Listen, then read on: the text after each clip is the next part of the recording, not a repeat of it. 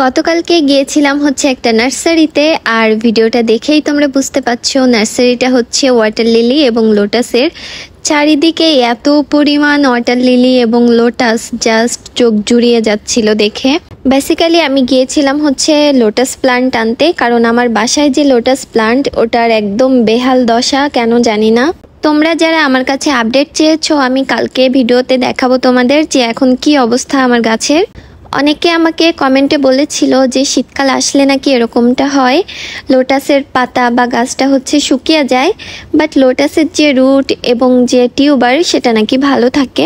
But the main fact is মালয়েশিয়াতে কোনো শীতকাল নেই যে শীতের জন্য আমার লোটাস গাছ শুকিয়ে যাবে। কেন হয়েছে এটা বুঝতে পারছি না, আমি কালকে তোমাদের দেখাবো। তোমরা যদি কেউ জেনে থাকো তাহলে আমাকে সাজেস্ট করো যে আমি কি করতে পারি। নার্সারিতে যাওয়ার পর দেখলাম অনেক ভ্যারিয়েন্টের লোটাস আছে, বাট গাছগুলো কেমন জানি আমার খুব একটা ভালো লাগছিল না, কেমন জানি ফ্রেশ লাগছিল না গাছগুলো। এখানেও দেখলাম যে পাতা এবং গাছগুলো কেমন জানি শুকিয়ে শুকিয়ে যাচ্ছে। অনেকক্ষণ ঘুরে ঘুরে দেখেছিলাম, বাট আমার একটা গাছও পছন্দ হয়নি, যে কারণে আর আনা হয়নি। এখন ভিডিওতে তোমরা যে গাছগুলো দেখতে পাচ্ছ এগুলো কিন্তু মিনি লোটাস, মানে খুব ছোট ছোট ফুল হয়। এই যে তোমরা দেখতে পাচ্ছ খুব ছোট্ট একটা ফুলের কলি এসেছে।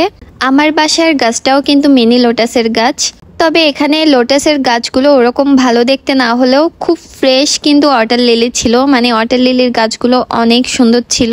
অনেক ধরনের কালারের ফুল ছিল যেগুলো আমি আগে কখনো দেখিনি, বাট আমার যেহেতু ওয়াটার লিলি প্রয়োজন ছিল না এজন্য আমি আনিনি।